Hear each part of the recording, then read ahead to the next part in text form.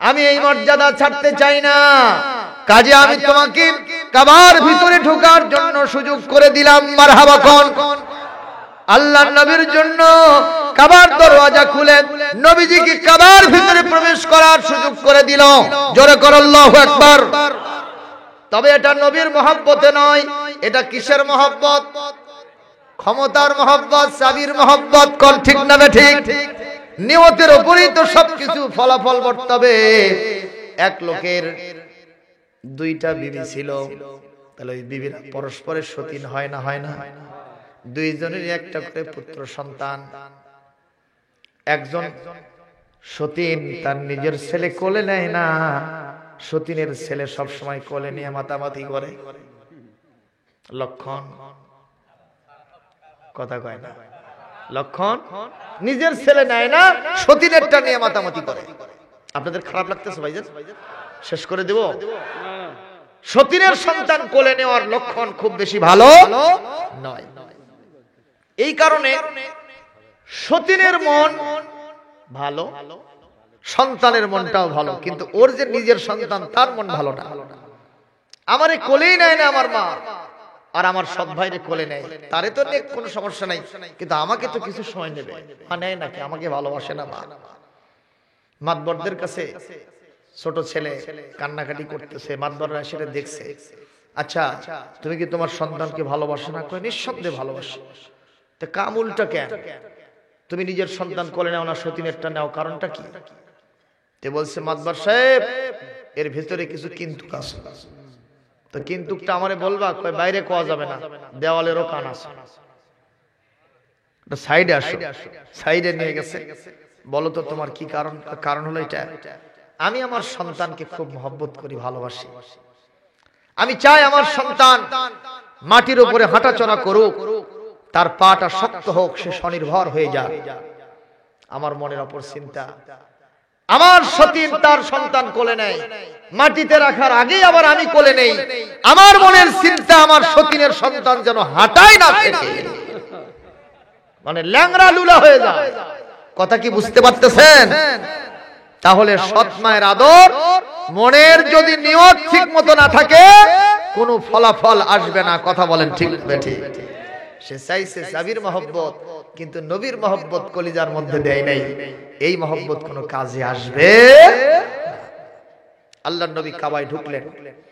কাবায় ঢোকার পরে নবীজি চতুর্দিকে ঘুরতেছেন। ঘুরতে ঘুরতে দেখেন এত বড় ব্রড মাইন্ড নিয়ে, ফ্রেশ হার্ট নিয়ে নবীজি কাবায় ঢুকলেন, কিন্তু কাবায় ঢোকার সাথে সাথে তার কলিজাটা ছোট হয়ে গেল, মনটাও ছোট হলো, চোখটা ঝাপসা হয়ে গেল। নবীজি কাঁদতে থাকলেন আল্লাহর কাছে, আল্লাহ গো, এই কাবা আদম আলাইহিস সালাম সর্বপ্রথম নির্মাণ করলেন, তারপর ইব্রাহিম আলাইহিস সালাম নির্মাণ করলেন, এরপরে রিকনস্ট্রাকশন হয়েছে বারবার। সেই কাবার ভিতরে আমি প্রবেশ করেছি, উদ্দেশ্য ছিল কাবাতে আপনার দাসত্ব হবে, গোলামিন হবে। কিন্তু আজকে আমি এর ভিতরে প্রবেশ করে দেখি এক নয় দুই নয়, কাবার ভিতরে অন্তত 360টা মূর্তি শয়তান দখল করে আছে। আমি বড় খারাপ লাগতেছে, আপনার কাছে পারমিশন চাই, আমি কাবা থেকে এক এক করে কেটে কেটে 360টা মূর্তি বিদায় করে দিব। এই কথা বলতে দেরি আছে, আমার আল্লাহর পক্ষ থেকে অফস করা দেরি নাই। আমার আল্লাহ দিফার করে বলতেছেন, আমার নবী গো, খবরদার একটা মূর্তি ভাঙা তো দূরের কথা, মূর্তির গায়ে আঘাত দিবেন না, হাত পাও ভাঙবেন না, কারণ এখন কাবার কন্ট্রোলিং পাওয়ার আছে কাফেরদের হাতে, মূর্তিগুলোও তারাও সংরক্ষণ করে। এখন যদি আপনি কাবায় মূর্তি ভাঙেন, ওরা এসে আপনার হাত পা ভেঙে দেবে। কাজী এ কায়দায় হবে না, এই পদ্ধতিতে, এই ওয়াইতে হবে না, আপনাকে পাওয়ারফুল হতে হবে। এখান থেকে মদিনা মুনাওয়ারায় গিয়া ছোট্ট একটি ইসলামী রাষ্ট্রের মালিক হতে হবে। এরপরে যখন পাওয়ারফুল হয়ে ওই মদিনা থেকে মক্কা দখল করতে আসবেন, সেই দিন আপনার সামনে চোখ রাঙায়া কথা বলার মতো কেউ থাকবে না। ফর্মুলাটা কার? জোরে বলেন। আপনারা বলতে পারেন হুজুর এর কি কোনো দলিল আছে? নিঃসন্দেহে দলিল আছে। কোরআন কারীমের 15 নম্বর পারা 17 নম্বর সূরা, সূরা বনী ইসরাইল আয়াত নম্বর ঠিক 80 নম্বর আয়াত কত? আরো জোরে, জোরে হলো না? সবাই বলেন। 80 মানে কি যায়? 80 মানে 80, 8 এ 0 80। এই নম্বর আয়াত সূরা বনী ইসরাইল। আল্লাহ কি বলছেন শুনেন। নবীজিকে দোয়া শিখিয়ে দিলেন, আপনি যখন মদিনায় যাবেন এই দোয়াটা আপনি আমার কাছে করেন, এই দোয়া আমি মঞ্জুর করব, মদিনায় গেলে আপনাকে একটা রাষ্ট্র শক্তি দান করব। মারহাবা। তিনি দোয়া করলেন, আকুর রাব্বি আদখিলনি মুদখালা সিদকিন ওয়া আখরিজনি মুখরাজা সিদকিন ওয়াজআল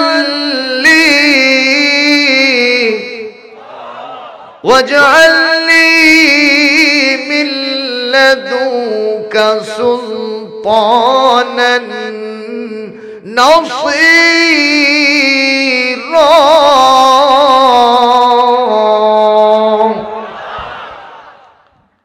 আজকে কি 30 রমজান ছিল নাকি আপনাদের এলাকায়?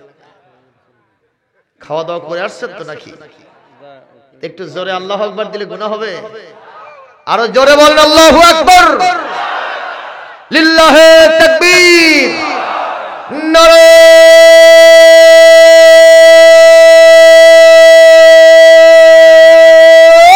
তাকবীর, নারে তাকবীর। আল কোরআনের আলো সারা দুনিয়ায় জালো, কোরআন আছে যেখানে, আলেম ওলামা যেখানে, শয়তান আছে যেখানে, শয়তানের কালো হাত নারে তাকবীর।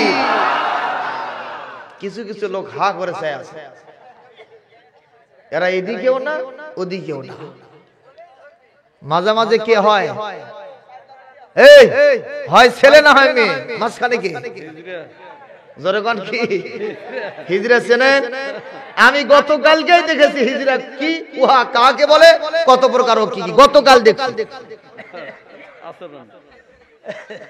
স্যার স্কুলের মোড়ে ওই জায়গায় পুলিশের অটো রিকশা সব আটকায় দিচ্ছে, দিচ্ছে না?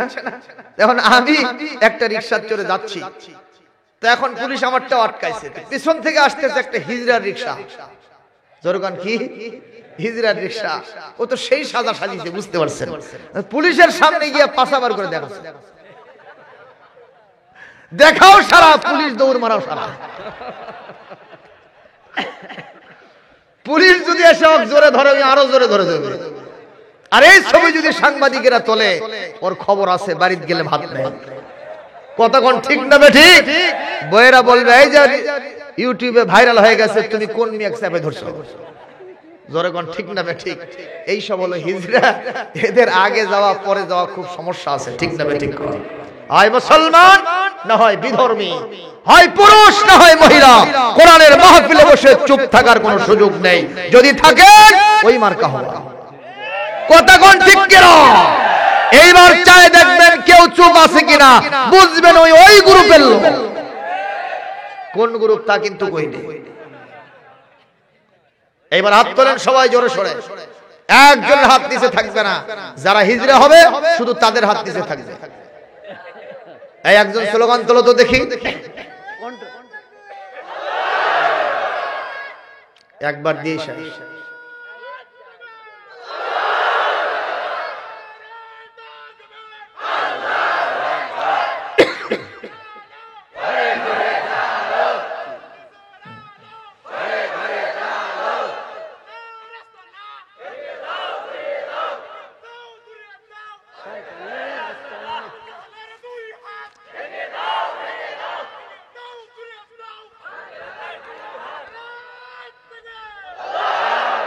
আলহামদুলিল্লাহ জোরে কম। এই হাতগুলো ক্যামেরায় ধরেছেন কে? এই একটাতে রেকর্ড হচ্ছে না, আল্লাহর হাজার হাজার রহমতের ক্যামেরা আপনাদের ছবি ধারণ করেছে।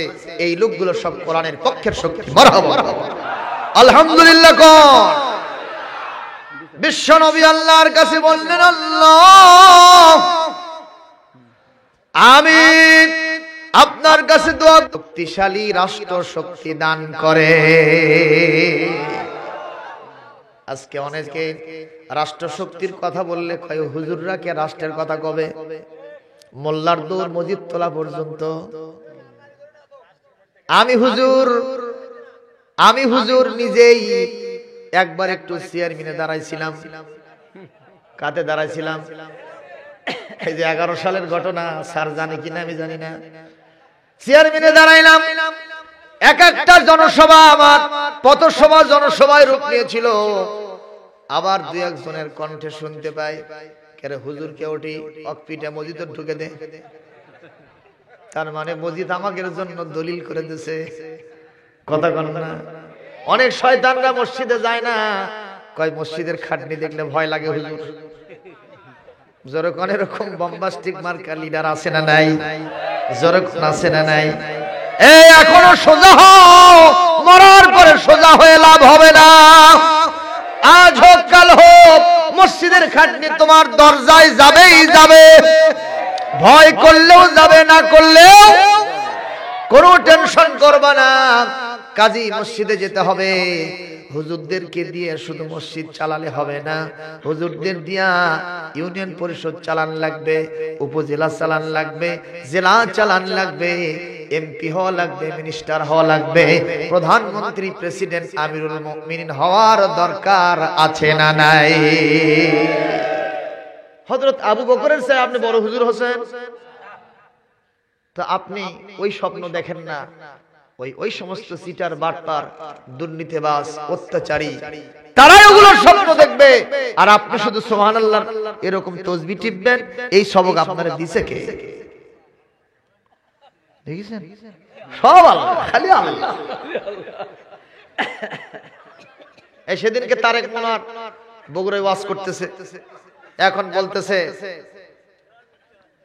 আমরা আজকের মাহফিলে এসেছি কার নামে? ওনারা বলল আল্লাহর নামে। আমরা কার? আল্লাহ। কার জন্য ইবাদত করব? আল্লাহর জন্য করব। কার জন্য বিবিরে পিটব? আল্লাহর জন্য পিটব। বিবিকে পিটবে আল্লাহর জন্য, মানে সবকিছু আল্লাহর রব উঠে গেছে। কারণ জিকিরই তো আল্লাহ আল্লাহ শুরু হয়েছে বিভিন্ন জায়গায়, বিভিন্ন কায়দায়, ঠিক কিনা? এমন জিকিরের মশান মারতেছে রে বাবা, মনে হয় জিকিরের মঞ্চটাকে নাটকের মঞ্চ বানাইছে। আছে না এই ধরনের জিকির বাংলাদেশে? এগুলো জিকির নামের ফিকির। এরা সৌদি আরবে গিয়েও এই কাম করছে। মসজিদে হারামের বাইরে বসে থেকে সাআতের মধ্যে এরকম জিকির করতেছে, এরকম করতেছে। পুলিশেরা মনে করছে মনে হাঁপানি হচ্ছে,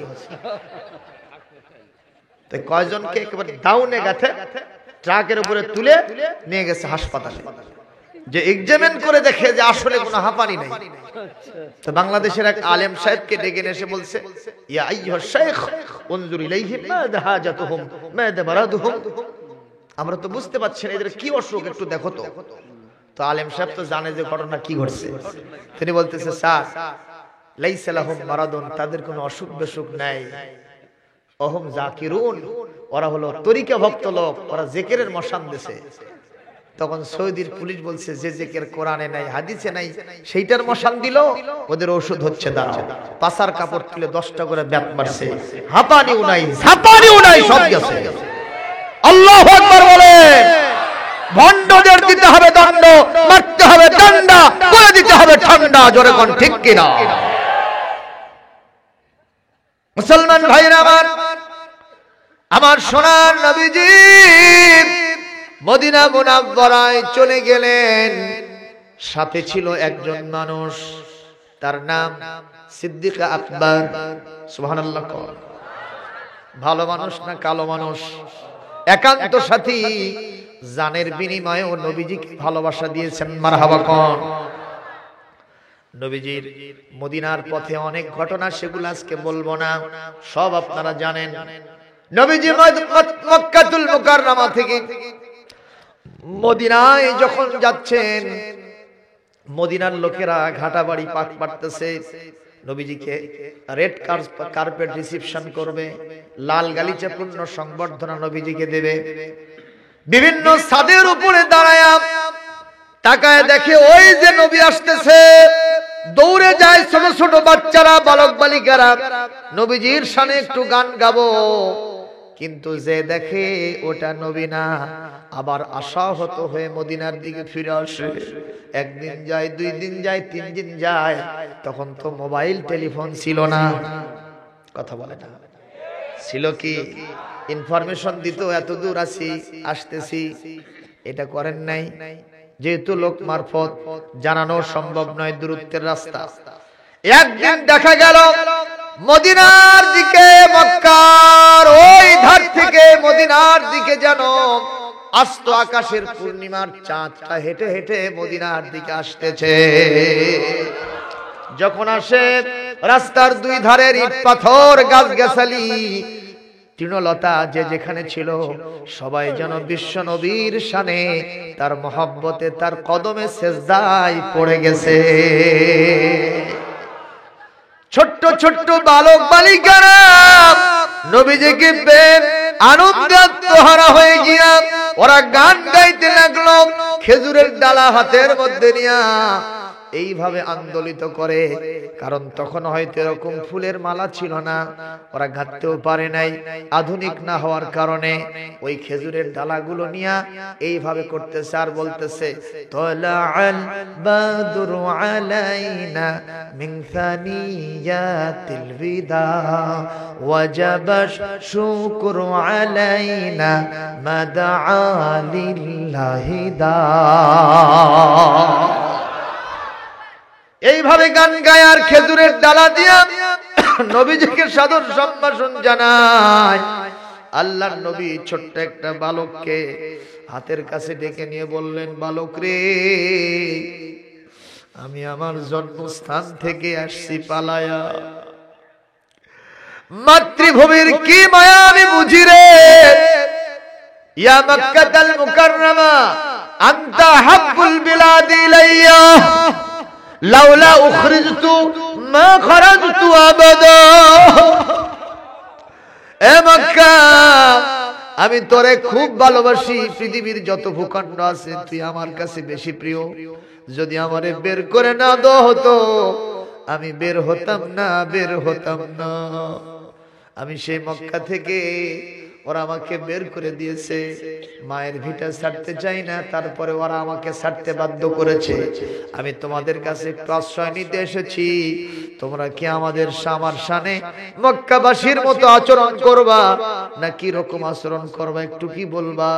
ছোট্ট বালকটা বলছে, ইয়া রাসূলুল্লাহ, কি বলে, কতদিন ধরে আপনার জন্য ইন্তজার করতেছি। আপনি যখন এসেছেন, আপনি নবীজি, আপনার ভালোবাসার জন্য যা দিতে বলবেন তাই দেব। এমনকি যদি আপনার ভালোবাসায় আমাদের কলিজাটা কেটে দিতে হয়, আপনার কদম মোবারকে দিয়ে দিব, তাও আপনার ভালোবাসা ছাড়ব না। জোরে কোন আল্লাহু আকবার, আরো জোরে আল্লাহু আকবার। সে আমার সোনার নবীজি মদিনা মুনাওয়ারায় পৌঁছে গেলেন, চলে গেলেন মসজিদে নববী, যে জায়গায় হযরত আবু আইয়ুব আনসারীর বাড়িতে হুজুর বসেছেন। সবাই চলে আসলো, টাকা পয়সা, ধন দৌলত, অনেকে গলার মালা, হাতের বালা, কানের ফুল, নাকের ফুল, কানের দুল, যা যা ছিল সোনা দানা, আমার সোনার নবীর সামনে স্তূপ করে দিয়েছে। বুড়াও কোন ছোট্ট একটা বালককে সাথে করে নিয়ে গোমাইসা নামে এক মহিলা চলে আসছে। এসে তার দেখা যায় চোখে পানি, ছোট্ট ছেলেটা তার হাতের ভিতরে। আমার নবীজির সামনে দাঁড়ায় বলেন, ইয়া রাসূলুল্লাহ, ইয়া হাবিবাল্লাহ, আপনার জন্য আমি সহ আমার কলিজার টুকরা সন্তান অনেক দিন ধরে ইন্তজার করছিলাম, অপেক্ষা করছিলাম। যখন এসেই গেছেন, বড় বড় লোক যারা আপনার কাছে ভিড় জমাইছে, সোনা দানা, টাকা পয়সা সব জমা দিয়েছে, কিন্তু আমি এমন এক নাদান মহিলা, স্বামীটা বিদায় হয়ে গেছে, একমাত্র কলিজার টুকরা সন্তান আমার সাথে, এর নাম হলো আনাস ইবনে মালিক। ইয়া রাসূলুল্লাহ, ইয়া হাবিবাল্লাহ, সবাই তো টাকা পয়সা দিল, বড় বড় বুঢৌকন দিল, আমি তো কিছুই দিতে পারলাম না।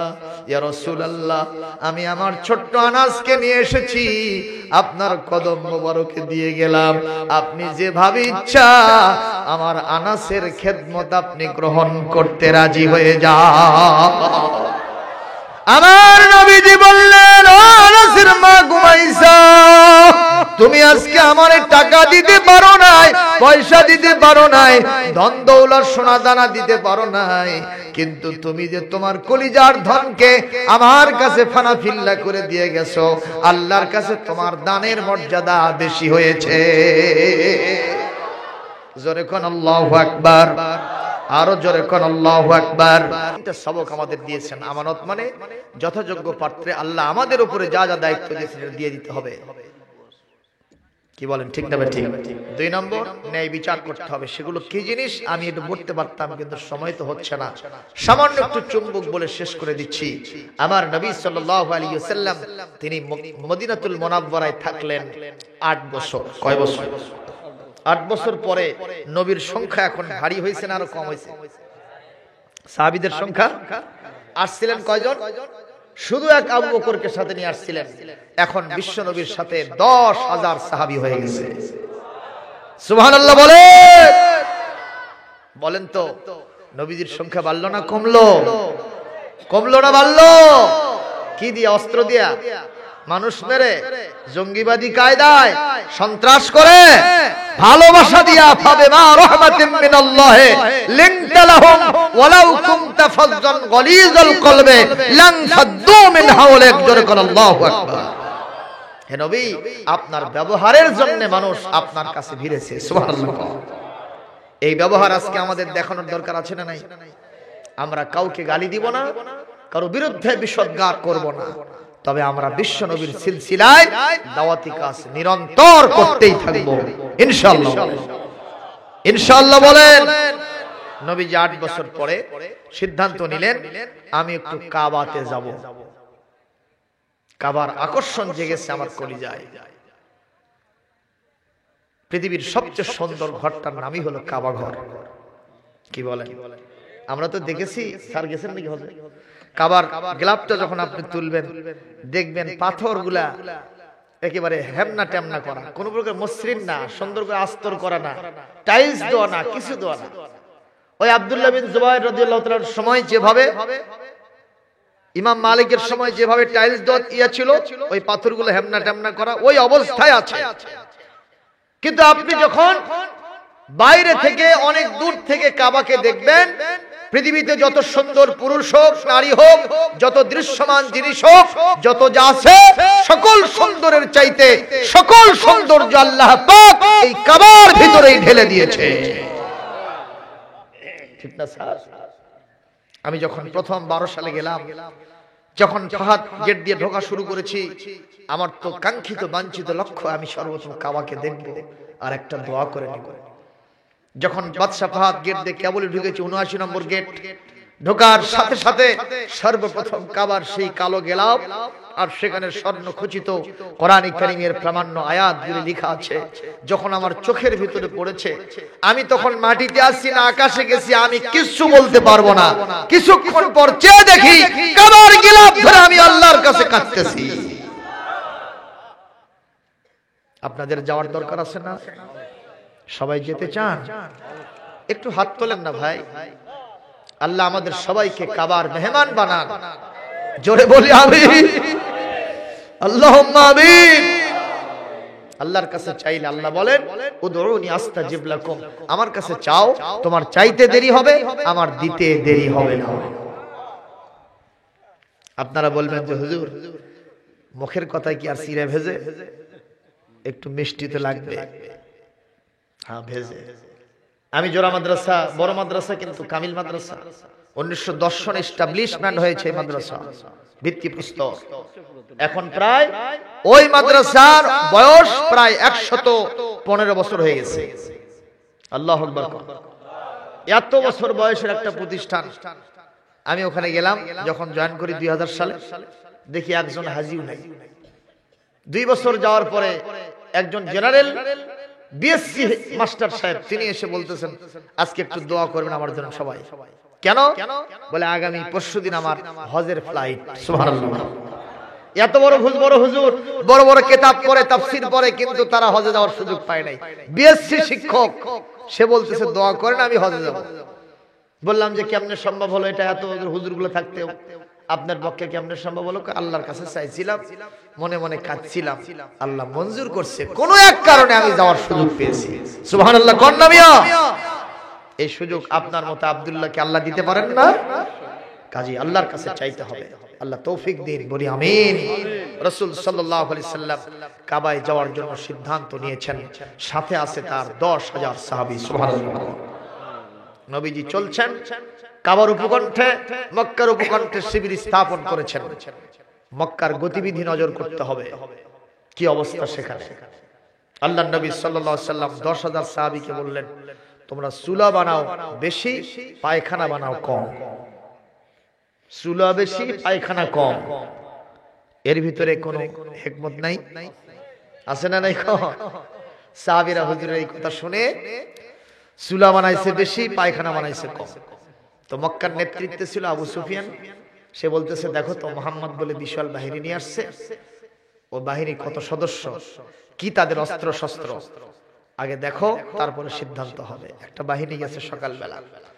তো সকালবেলা যাওয়ার পরে দেখে 10টার দিকে তো সকলে ওই চুলায় আগুন জ্বলাইছে, আর চুলার সংখ্যা বেশি। 10,000 সাহাবী যদি এক একজন এক একটা করে চুলা জ্বলায়, তাহলে কতগুলো হয়েছে? খালি আগুন জ্বলতেছে, ওরা 10টা 12টা পর্যন্ত দাঁড়ায় থেকে দেখতে মানুষ কত, চুলা গিনেই শেষ করা যায় না। সে বলছে, যাবো না, মানুষ কত গুনে শেষ করতে পারি নাই, যত চুলা এটা গুনতে আমাদের 12টা। বলছে, পাঠাইলাম মানুষ গুনতে, তুমি গুনছো চুলা, তোমারে দিয়ে হবে আমার মূল্য। এই গ্রুপ বাদ দাও, আরব গ্রুপ যাও। ওরা গেছে একেবারে প্রাতকালে, সকালবেলা একেবারে চলে গেছে ফজরের পর। বলেন তো সকালবেলা উঠে প্রসাব পায়খানার চাপ লাগে না? লাগে না? আর আল্লাহর নবী পায়খানার সংখ্যা কি করতে বলেছেন? কম। 10,000 সাহাবী যদি 100 পায়খানাও হয়, 200 পায়খানাও হয়, এক একটা পায়খানার সামনে অসংখ্য অনেক বড় বড় লাইন দাঁড়ায় গেছে। ওরা এই লাইনগুলো গুনতেই কখন 12টা বাজছে টের পায় নাই, যে বলতেছে যাবো না, লোক কত গুনে শেষ করতে পারি নাই। খোদার কসম, এক একটা পায়খানার সামনে যত লাইন হইছে, এইটা গুনতে আমাদেরও 12টা, দিনেরও একটা। আল্লাহু আকবার। আবু সুফিয়ান বলতেছে, এটা হবে না, আমারই যাওয়া লাগবে, দেখি। আমার রাসূলের চাচা হযরত আব্বাস তখন ইসলাম গ্রহণ করেন নাই, ওনাকে সাথে নিয়ে আসছে, হযরতে আব্বাসকে সাথে নিয়ে আসছে আবু সুফিয়ান। অনেক দূরে দাঁড়াইছে তো। বিশ্বনবী সাল্লাল্লাহু আলাইহি সাল্লাম সাহাবীদেরকে নির্দেশ দিচ্ছেন, বলতে দেরি হয়, আমল করতে দেরি হয় না। সাহাবীদের সাথে এক একটা কোষবদ্ধ তরবারি সূর্যের আলোতে চিকচিক করছে ধারগুলো। এই দৃশ্য দেখে আবু সুফিয়ান বলতেছে, আব্বাস, আগে জানতাম তোমার ভাতিজা শুধু নবী, কিন্তু আজকে দেখতেছি তোমার ভাতিজা বিশাল মর্যাদা সম্পন্ন বাদশা এবং বিশাল মহারাজা হয়ে গেছে। আল্লাহু আকবার। হযরত আব্বাস বলতেছেন, আবু সুফিয়ান, সম্ভবত তোমার চোখ তোমারে ধোঁকা দিচ্ছে, ধুলা দিচ্ছে। চোখটা একটু ঘুষে মাঝে দেখো, আমার ভাতিজার কারবার এটা কখনো বাদশাহাতের কারবার হতে পারে না। যদি বাদশাহাতের কারবার হতো, আমার ভাতিজাকে কত মজবুর করে, মজলুম করে মক্কা থেকে তাড়ায় দিয়েছো। তার অদূরে দাঁড়ায়া এতক্ষণ ধরের সাথে কল্লাটা নিয়ে দাঁড়ায় থাকতে পারতে না। এতক্ষণ বাদশাহ হলে তোমার অবস্থা চূড়ান্ত হয়ে যেত। আবু সুফিয়ান, চোখটা ঘুষে মেজে বারবার তাকায় দেখো, আমার মনে হয় বাদশাহাতের কারবার না, এটা হলো আমার ভাতিজার নবুয়ত আর রিসালাতের কারবার। এই কথা শুনে আবু সুফিয়ান ওখান থেকে পালায় চলে গেছেন, যার যার মতো বিদায় গ্রহণ করেছে, লুকায় গেছে, আত্মগোপন করেছে। আমার সোনার নবীজি বিনা বাধায় মক্কা মুকাররমায় প্রবেশ করেছেন। নবীজি আগে বললেন, খবরদার আমার বিনা হুকুমে একটা গাছের পাতা ছিঁড়বা না। আল্লাহু আকবার। নারীর গায়ে, বৃদ্ধর গায়ে, বৃদ্ধার গায়ে, শিশুর গায়ে আঘাত দিবা না। আমার বিনা অর্ডারে একটা কাজও করা যাবে না। বলেন তো সেই নবী কি জঙ্গিবাদের লিডার হতে পারে। এই পৃথিবীতে জ্ঞান পাবি, নিজেদের বিবেকের কাছে দায়বদ্ধ কিছু মানুষ। আমার নবীজি যা দিয়েছেন, পৃথিবীর সব মানুষের কলিজা কেটে নবীর কদম মোবারকে রেখে দিলেও নবীজির ঋণ শোধ করা সম্ভব হবে না। জোরে বলেন ঠিক না বেঠিক? আজকে সেই শয়তানরা আমার সোনার নবীর বিরুদ্ধে কার্টুন ছাপায়া নবীকে অপমান করার স্বপ্ন দেখে। আমরা বলবো, এই দুনিয়াতে মুসলমান বেঁচে থাকতে, এক ফোঁটা রক্ত থাকতে, ফ্রান্সের প্রেসিডেন্ট সহ ব্যাক্র নামের বক্র জানোয়ার সহ যারাই আমার নবীজিকে গালি দিয়েছো, তোমাদের ছাড় হবে না, হবে না, হবে না। প্রয়োজনে বিশ্বের 180 কোটি মুসলমান মার্চ করে গিয়া তোমাকে উচিত শিক্ষা দেবে। ঠিক কিনা বলো? নবীর পক্ষে থাকলে যুবক হাত তুলে আল্লাহকে দেখাও। লিল্লাহি তাকবীর। আমার নেতা, তোমার নেতা, বিশ্ব নেতা মুস্তাফা, নারায়ে তাকবীর। আমার ভাইজান রে, নবীজি মক্কায় প্রবেশ করলেন। এক পর্যায়ে তিনি কাবায় ঢুকলেন। কাবায় ঢুকবেন, কিন্তু চাবি নবীর হাতে এখনো নাই। নবীজি হযরত আলীকে কোথায় আছে? হযরত আলী দেখলেন চাবিটা আবার ওই ওসমানের হাতে আছে। আজকে আবার ওসমানের কাছে গেছে, কথা মনে আছে না নাই? ওসমানের কাছে গেছে। ওসমান চাবি দেওয়ার জন্য অথবা না দেওয়ার জন্য কোথায় আছে খুঁজে পাওয়া গেল না। বাড়িতে নাই, তার আড্ডাশালায় নাই, হাটে বাজারে নাই, রাস্তাঘাটে নাই। কোথায় ওসমান আছে? ব্যর্থ হয়ে হযরতে আলী রাসূলের কাছে আসলেন। আমার রাসূল বললেন, আলী মনটা বেজার কেন? বলে, ওসমানকে খুঁজেই পাইলাম না, চাবি কোথায় আমি তো তা জানি না। বলে, টেনশন করো না, আমার শুধু 2টা চোখ না, আল্লাহ আমার অন্তরের চোখটাও দিয়েছেন। আমি একটু আস্তে করে মুরাকাবায় চলে যাব, দেখি তো ওসমান কোথায় আছে। সঙ্গে সঙ্গে আমার সোনার নবীজি চক্ষু বন্ধ করলেন, বললেন, আলী রে, টেনশন করো না, টেনশন করো না, ওসমান বেশি দূরে নাই। সাহাবীরা বলেন, হুজুর কোথায় আছে? চেয়ে দেখো, কাবার ছাদের উপরে বসে সাবির জিকির করতেছে। কোন জায়গায় বসে আছে? খুব বেশি দূরে নাই। হযরত আলী বলতেছেন, হুজুর যাবো? আজকে খাতির নাই, যাও। হযরত আলী হন হন করে উপরে উঠছে, যা দেখে বলতেছে, চাবি চাই, চাবি চাই, চাবি ছাড়া আমি নাই। কিসের জিকির করতেছে? হযরত আলী বললেন, চাবি তো আমি নিতে আসছি, তিনি চাবি দাও। সঙ্গে সঙ্গে ওই বলতেছে, না দেব না। তো এখন হযরত আলীর গায়ে শক্তি যেটা আছে, এটা প্রয়োগ করার জন্য নবীজির পারমিশন লাগবে না? আবার ফিরে আসে বলছে, হুজুর তো দিতে চায় না, আমি কি মল্ল যুদ্ধ করে চাবিটা ছিনে আনবো? বলে, আমি নবী ধরি না, ধরলে আর ছাড়ি না। আজকে আর কোনো খাতির হবে না, বিজয় আমাদের হাতের মুঠোয়, চাবি ছিনতাই করে হলেও নিয়ে আসতে হবে। মারহাবা বলে। তুমি পারবা? বলে, হুজুর খালি পারমিশন দেন, দেখেন কি হয়ে যায়। উনি উপরে উঠছেন, উনি বলছে, চাবি দাও, দাও দাও, না না না। সঙ্গে সঙ্গে জোরে সোরে ধরে চাবিটা ছিনতাই করে নিয়ে আসছে। ওসমান কাঁদতে কাঁদতে নিচে নামছে। বিশ্বনবী কাবার দরজা খুলেছেন। কাবার ভিতর থেকে 1 নয় 2 নয় 360টা মূর্তি। তার হাতের মধ্যে একটা ছড়ি ছিল, নিচে একটা রাংতা ছিল, এইটা দিয়ে একটা করে আঘাত করে সবগুলো ভেঙে চুরে পড়ে যায়। সব সব করে নবীজি কোরআনের আয়াত সূরা বনী ইসরাঈলের 81 নম্বর আয়াত পড়লেন, ওয়াকুল জাআল হক ওয়া যাহাকাল বাতিল ইন্নাল বাতিলা কানা যাহুকা। সত্য সমাগত, মিথ্যা উপস্থিত, মিথ্যার পতন অবশ্যম্ভাবী, মিথ্যার এখানে স্থান পাবে না। সব বিদায় করে দিয়া নবীজি সবার সামনে ভাষণ দেওয়ার জন্য দাঁড়িয়ে গেলেন। মারহাবা। নবীর সামনে এখন হাজার হাজার মানুষ উপস্থিত, সুবহানাল্লাহ। কিন্তু কিছু কিছু তেলতেলা গোয়েন্দার আছে, ওরা নাই। তেলতেলা গোয়েন্দাররা ওরা যার যার মতো বিভিন্ন জায়গায় ঘুরে ফিরে বেড়াচ্ছে। প্রিয় ভাইরা আমার, এক পর্যায়ে বিশ্বনবী সাল্লাল্লাহু আলাইহি সাল্লামের সামনে কয়েকটা সিদ্ধান্ত দাঁড়ালো। তার ভিতরে একটা, এই কাবার চাবিটা তিনি কাকে দিবেন। সঙ্গে সঙ্গে যে আয়াত তেলাওয়াত করেছিলাম সেই আয়াতটা নাজিল হয়ে গেল। আল্লাহ পাক বলছেন, ইন্নাল্লাহা ইয়া'মুরুকুম আন তু'আদ্দুল আমানাতি ইলা আহলিহা। এ নবী, এই কাবার চাবিটা যার হাত থেকে আপনি আমানত হিসেবে নিয়েছিলেন তার হাতেই দিতে হবে। আবু বকর পাবে না, ওমর পাবে না, ওসমান পাবে না, আলী পাবে না, কারো হাতে দিবেন না। যদিও ওই ওসমান, আজকে ওসমান ইবনে তালহা মুসলমান হয় নাই, তারপরে আপনি তার হাতেই চাবিটা উঠায়া দিবেন, এটাই আমার সিদ্ধান্ত। আমার নবীজি লক্ষ জনতার সামনে ওসমানকে ডাক দিলেন। ওসমান থরথর করে কাঁপতে কাঁপতে এসে নবীর সামনে হাজির। হযরত ওসমানকে নজর করে হুজুর বলেন, চাবিটা গ্রহণ করো। আল্লাহর নির্দেশে আমি চাবিটা দিয়ে দিলাম। ওসমান বলছে, হুজুর এখনো মুসলমান হই নাই, আপনার সাথে অপরাধ করেছিলাম, সে মাপটাও নেই নাই, তারপরেও কাবার মালিক এই চাবিটা আপনার হাতে আবার আমাকে দেওয়ার জন্য অর্ডার দিয়েছে।